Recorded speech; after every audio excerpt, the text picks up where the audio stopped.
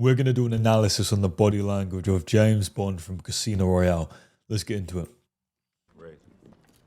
Raise 500,000. The first thing I want you to notice is how James is sitting. This is how high-ranking men sit. They tend to take up more space. He has his arm draped up to make himself appear as large as possible. This is a really good sitting position. Fold. Thank you. Notice how he interacts with the waitress. So she brings his drink, and look where his eyes are. Fold. Thank you. He says thank you without even looking at her. This is another key point that you can emulate. High-ranking men limit their attention. How do they do that? By limiting the amount of eye contact they give. Note that he's still extremely polite, but he limits his attention, which makes his attention more rare, and this is how high-ranking men behave. They limit their attention. Fold. What Vesper's doing here, fellas, is an example of what is commonly called a shit test. Okay?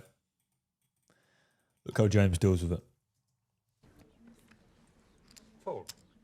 Absolutely no reaction.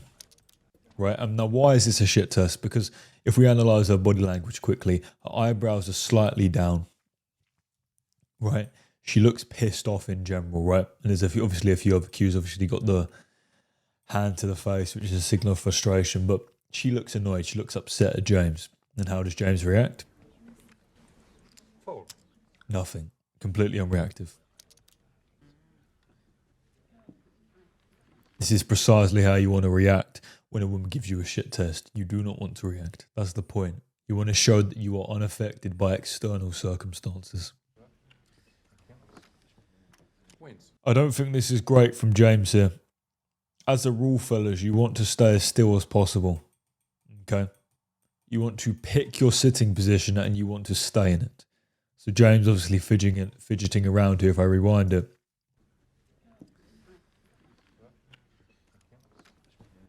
Wins. Obviously he has to move his pieces around and whatnot. But he could do it in less movement. And the reason I'm so big on this minor detail was because fidgeting, people associate it with subconsciously nervousness, right? Anger, irritation. Fidgeting is a sign of psychological arousal, which is the following things. And you don't want to come across as that way. You want to be still, right? You want to be unmoving. You want to find your position and sit in it. Why? That's going to signal emotional mastery. And emotional mastery, fellas, this is a side point which we'll get into later, but emotional mastery is one of the most attractive traits you can possibly have. Wins. This is brilliant from Le Chiffre. Obviously, Le Chiffre, this guy, and James are in competition with one another. Now, we're going to get into this later. This is what I call a dominance challenge. Right? And this is extremely useful if you're ever in a conflict with another man, because if you use it, it will make him feel intimidated and it will make him stand down from you. So if we just briefly analyse what Le Chiffre is doing here. His eyes are slightly squinted. They're not wide open like most men are in conflict. He's got fixed eye contact. His mouth is closed, which is a key point, because when your mouth is open, you show teeth. And showing teeth, fellas, is a classic submission signal. Other than that, he looks completely calm. There's no emotion on his face. He's unmoving.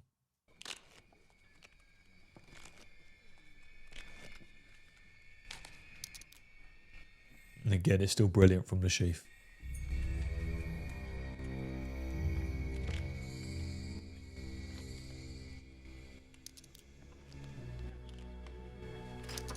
Deal me out. Sorry, sir. You are the big blind. Small blind. But there's a few clusters I want to analyse there. Deal me out. Again, notice when James speaks, he doesn't look at the person. He just says, deal me out. Right? And again, he's limiting his attention. Right? This is how high status men behave. They do not give their attention easily. Whereas on the other hand, if you look at 99% of men, how do they behave? They constantly stare at other people, right? When they're speaking and when they're speaking to them. Right? What this is going to come across as is your attention is easy to earn. Right? It's free. And people do not like things that are easy to earn. People like a challenge, right? People like men who limit their attention. Sorry, sir. You are the big blind. I'm going to give you one more tip on this point, but notice James here. He literally says 3 words, right? Deal me out. And then he responds. James doesn't go, oh shit, no. He just demonstrates more with his actions instead of his words. Now, why is this key? Because how do most men behave? This is how we have to look at it. Most men behave. They'd start explaining themselves. They'd start saying loads of words, right? What does that do? Well, the more you speak, the less value your words have. Why? Because there's lots of something. And when there's lots of something, when something is in high supply, the value of it is low. On the other hand, high-ranking men, they speak less because when you speak less, the words you do say are extremely valuable. This is how you become captivating. You say as little as possible, so when you do speak, people pay attention. Small blind, please. This isn't great from Felix here. Again, we can see his eyes change direction about 4 times here. Why isn't this great? Well, as a rule, fellas, you don't want to have... This is what we call darty eye contact. And again, people are going to have darty eye contact where their eyes change from position to position, either when they're nervous, agitated, or irritated, right? Or fearful, right? Again, it's a sign of psychological arousal. But what this is also going to do, fellas, this is going to make the other people in the room, what it can make them think is, this guy's a fucking creep. He's just staring at women. He's looking for options. So don't have darty eye contact. As a rule, fellas, you want to pick one place and then keep your eyes fixed on that location. And if you have to move your eye contact, move it slowly to that location. Instead, most men, they move it rapidly. They move it here, all over the place. And this, again, when you have darty eye contact, fellas, it's going to make you look nervous, agitated. It's also going to make you look creepy and weird. So avoid this if you can. And now look at Vesper compared to earlier. Her eyes are now wide open, right? Instead of how they were before, they were squinted. Now, this is what we call deer in headlights, right? You look scared, you look intimidated, you look frozen. Obviously, she's a woman, so it's okay. But as a man, you never want to have wide eyes because then you're going to look fearful, you're going to look like you're caught off guard, and that is not how high-ranking men behave. I'll give you a controversial rule later that links to this point, which I think is incredibly important for you to understand, and we'll get to that at the end of this video.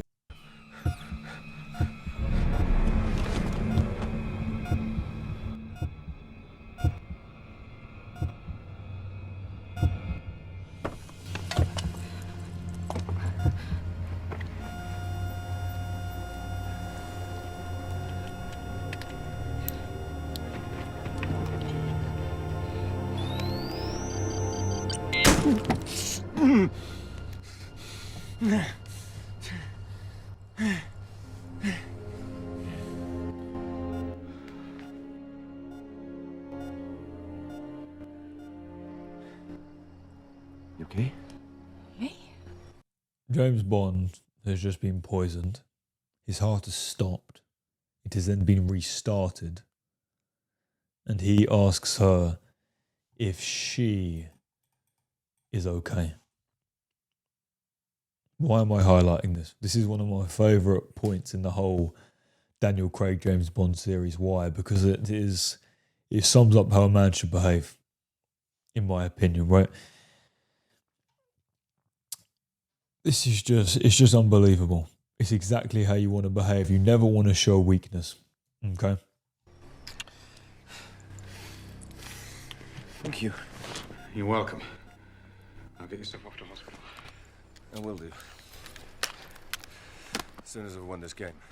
And again, even though he's just had a heart attack, even though he's just suffered all of these misfortunes, right? He's just been poisoned with one of the most toxic poisons on earth. He's still going back to his job. He's still going back to his mission, right? He is what we call unaffected by external circumstances, right? He has emotional mastery, okay? And emotional mastery, being unaffected by external circumstances, is one of the most attractive traits you can possibly have. This is how you make any woman fall in love with you, by displaying these traits, just like James has here. Seriously going back there? I wouldn't dream of it. And that was a great response from James, right? This is what we call arrogant communication, right? And what is arrogant communication was fairly obvious, but as a rule, fellas, you want to be slightly arrogant when you interact with women in any sort of sexual encounter. And if you're approaching a woman, if you're on a date with a woman, if she's your girlfriend, you always want to be in an arrogant sort of frame. Why? Because it signals to her you really don't care what she thinks. You're not going to change your behavior. And it signals to her that you know you could replace her, right? That you have other options, which is one of the most attractive traits that men can have, right? Having other options. So let's just re-listen to that line because it's so good. I wouldn't dream of it. Obviously, he's going back and he's having a joke with her, but that's a perfect example of how I speak to women. Like how I make jokes like that and how I have sort of an arrogant personality around them. They love it.